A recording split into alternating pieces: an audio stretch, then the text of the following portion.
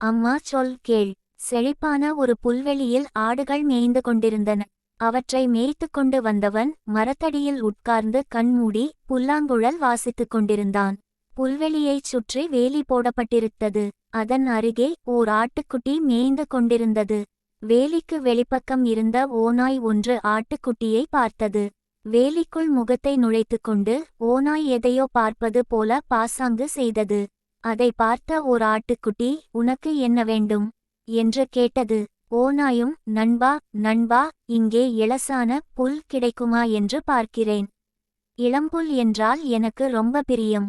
அதை தின்று ஜில்லென்று தண்ணீர் குடித்தால் எவ்வளவு நன்றாக இருக்கும். உங்களுக்கெல்லாம் அந்த யோகம் கிடைத்திருக்கிறது, எனக்கு அது கிடைக்கவில்லை என்று வருத்தத்துடன் கூறியது. அப்படியா, நீ புல்லா சாப்பிடுவாய்? நீ மாமிசத்தைத்தான் சாப்பிடுவாய் என்று என் அம்மாவும் அப்பாவும் சொன்னார்களே என்று ஆச்சரியத்துடன் கேட்டது ஆட்டுக்குட்டி. சேச்சே, அதெல்லாம் சுத்தப் பொய் என்றது ஓநாய். அப்படியென்றால் இரு, நான் வெளியே வந்து மலையின் அந்த பக்கம் இளம்புல் இருக்குமிடத்தை காட்டுகிறேன். நாம் 2 பேரும் போய் அதை சாப்பிட்டுவிட்டு ஃப்ரெண்ட்ஸாக ஜாலியாகச் சுற்றலாம் என்று சொல்லிவிட்டு ஆட்டுக்குட்டி வேலி இடுக்கின் வழியாக நுழைந்து ஓநாயின் பக்கம் போயிற்று.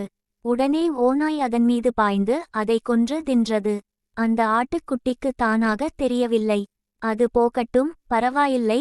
அனுபவம் நிறைந்த அம்மா அப்பா பேச்சை கேட்டிருந்தால் மதிப்பு வாய்ந்த தன் உயிரை இழந்திருக்காது அல்லவா?